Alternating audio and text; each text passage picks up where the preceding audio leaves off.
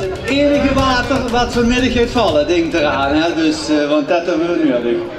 Ik zal die sparen niet met de camera. Oh. Nee, helemaal droog zouden ze het niet haaien. Maandag tweede paasdag bij de Zwamer paasloop. En zonder vallen en opstaan zou het ook niet lukken. Maar jong geleerd is uitgedaan, zullen we maar zeggen. Het zaklopen was slechts een voorproefje voor het echte werk. En ook bij de jeugd gaat het rennen soms met vallen en opstaan. De Zwamer paasloop werden weer gelopen over 6 verschillende afstanden. En het parcours natuurlijk midden door het dorp. In Zwamen is het inmiddels uitgegroeid tot een belangrijk evenement. Hier weliswaar geen Kenianen voorop, maar vooral lokaal talent dat meeduidt om de prijzen.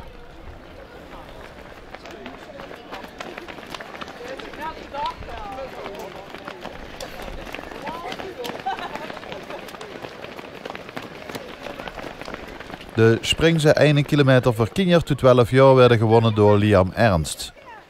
Bogelarka Kerigiarto Oetromun was de snelste bij de meisjes. Nou, bij de jeugd is met name de start het spectaculaires. Daar is het altijd dringen geblazen.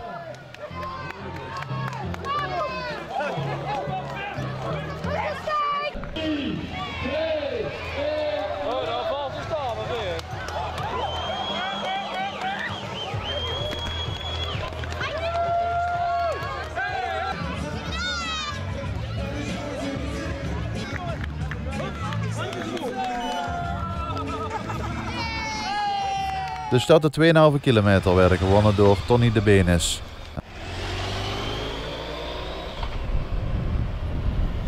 Anna Bommes was het snelste bij de meisjes. Ja, goed zo. De 2,5 kilometer werd gelopen door de jeugd tussen de 13 en de 17 jaar.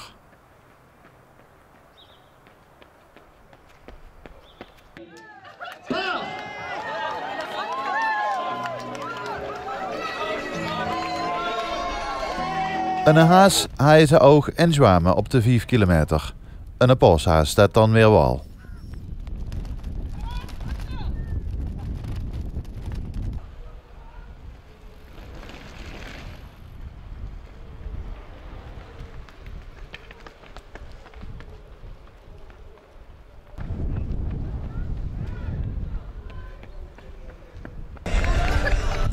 Rick van Weilik won de 5 kilometer bij de heren, op een voet gevolgd door Roel Wijnands Oetermuin. Jelmer Goedhart werd de derde. Jana Golek was de snelste dame.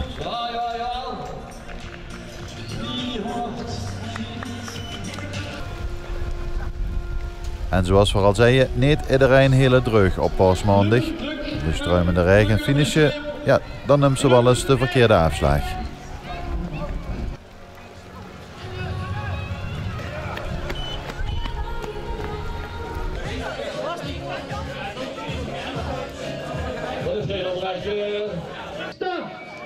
En toen was het nog tijd voor de 10 kilometer. De regen was inmiddels weggetrokken en Daan Gele uit Herkenbos bepaalde het tempo. Hij won bij de heren.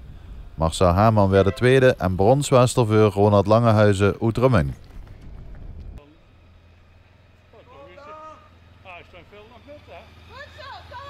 Deze Zwamer paasloop werden ook dit jaar weer in beeld gebracht door het team van TV Hebbe. Meer beelden zit je volgende week op tvhebbe.nl.